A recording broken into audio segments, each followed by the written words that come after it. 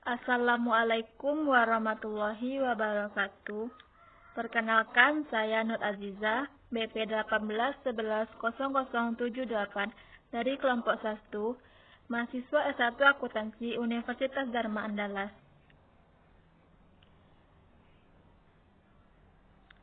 Pada kesempatan ini, saya akan membahas tentang sistem, peran, dan metodologi pengembangan sistem informasi, yang terdiri atas 3 judul, yaitu pengertian sistem informasi, jenis-jenis sistem, dan teknologi terintegrasi untuk sistem.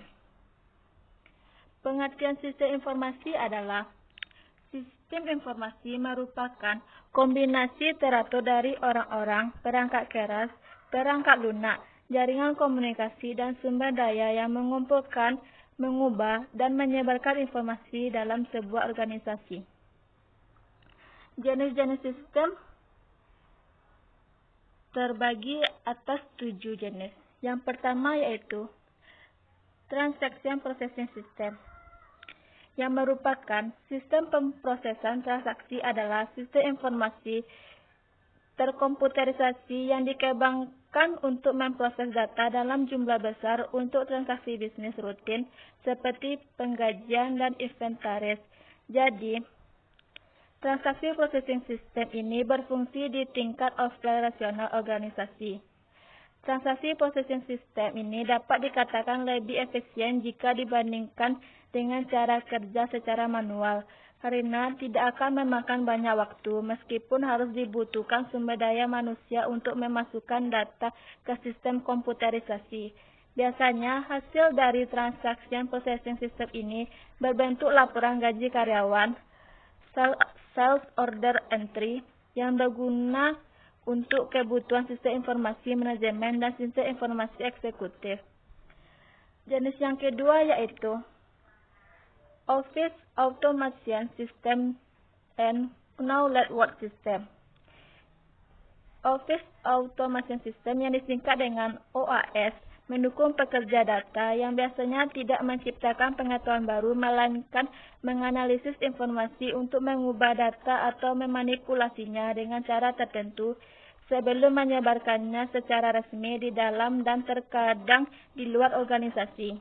Aspek-aspek OAS yang sudah kita kenal seperti word processing, spreadsheet, desktop publishing, electronic scheduling, dan komunikasi melalui pesan suara, email, dan telekonferensi. Selanjutnya, Knowledge Work System atau yang disingkat dengan KWS yang mendukung para pekerja profesional seperti ilmuwan, insinyur, dan dokter dengan membantu mereka untuk menciptakan pengetahuan baru. Sering dilakukan dalam bentuk tim dan menerapkannya dalam organisasi serta memberikan kontribusi kepada masyarakat luas. Jenis yang ketiga yaitu Manajemen Information System. Sistem informasi manajemen adalah sistem informasi pada level manajemen yang berfungsi untuk membantu perencanaan, pengendalian, dan pengambilan keputusan dengan menyediakan laporan secara periodik. Ada banyak teknologi yang mendukung manajemen informasi sistem, baik secara online atau offline. Tapi, dasar dari aplikasi yang digunakan pada sistem informasi manajemen adalah aplikasi database. Manajemen informasi sistem dihasilkan dari beberapa database yang menyimpan data dari banyak sumber termasuk di dalamnya transaction processing system. Contoh manajemen informasi sistem diantaranya financial reporting dan inventory reporting. Jenis-jenis yang keempat yaitu Decision Support System yang biasa disingkat dengan DSS. Kelas sistem informasi terkomputerisasi pada level yang lebih tinggi adalah sistem pendukung keputusan. DSS hampir sama dengan sistem informasi manajemen karena keduanya sama-sama tergantung pada basis data seperti sumber data. Decision Support System ini merupakan suatu sistem informasi yang diharapkan dapat membantu manajemen dalam pengambilan keputusan. Hal ini yang perlu ditekankan di sini adalah bahwa keberadaan DSS bukan untuk mengganti tugas-tugas manajer, tetapi untuk menjadi sarana penunjang atau tools bagi mereka. Jenis-jenis yang kelima yaitu Artificial Intelligence and Express System. Kecerdasan buatan adalah suatu ilmu yang mempelajari cara membuat komputer melakukan sesuatu seperti yang dilakukan oleh manusia. Kecerdasan buatan juga merupakan suatu sistem informasi yang berhubungan dengan penangkapan, permodalan, dan penyimpanan kecerdasan manusia dalam sebuah sistem teknologi informasi sehingga sistem tersebut memiliki kecerdasan seperti yang dimiliki manusia. Sedangkan sistem pakar adalah program komputer yang berusaha untuk mewakili pengetahuan keahlian manusia dalam bentuk heuristik. Heuristik adalah aturan yang menjadi patokan atau antara aturan untuk menebak dengan baik. Sistem pakar dirancang oleh spesialis informasi, disebut insinyur pengetahuan, yang memiliki keahlian khusus dalam bidang kecerdasan buatan. Jenis-jenis yang keenam yaitu Group Decision Support System and Computer Supported Collaborative Work System. Organisasi menjadi semakin tergantung pada kelompok atau tim untuk membuat keputusan bersama. Ketika kelompok membuat keputusan atau tidak terstruktur, sistem pendukung keputusan kelompok dapat memberikan solusi. GDSS yang digunakan di ruang khusus dilengkapi dengan sejumlah konfigurasi berbeda yang mengizinkan anggota grup untuk berinteraksi dengan elektronik dukungan, seringkali dalam bentuk perangkat lunak khusus dan fasilitator kelompok khusus. Sistem pendukung keputusan kelompok dimaksudkan untuk menyatukan kelompok dalam memecahkan masalah dengan bantuan berbagai pihak dukungan seperti polling, kuesioner, dan pembuatan skenario. Jenis-jenis yang ketujuh yaitu Executive Support System. Sistem pendukung eksekutif yang biasa disingkat dengan ESS ini membantu eksekutif untuk mengatur interaksi mereka dengan lingkungan eksternal menggunakan teknologi grafik dan komunikasi di tempat yang dapat diakses seperti ruang rapat atau kantor perusahaan pribadi.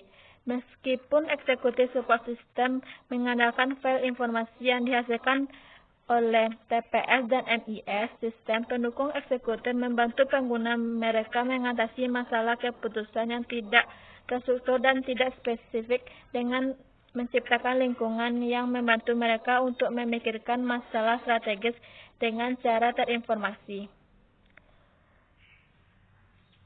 Selanjutnya, saya akan membahas tentang teknologi terintegrasi sistem yang terdiri atas 4. Yang pertama yaitu aplikasi e-commerce dan sistem web.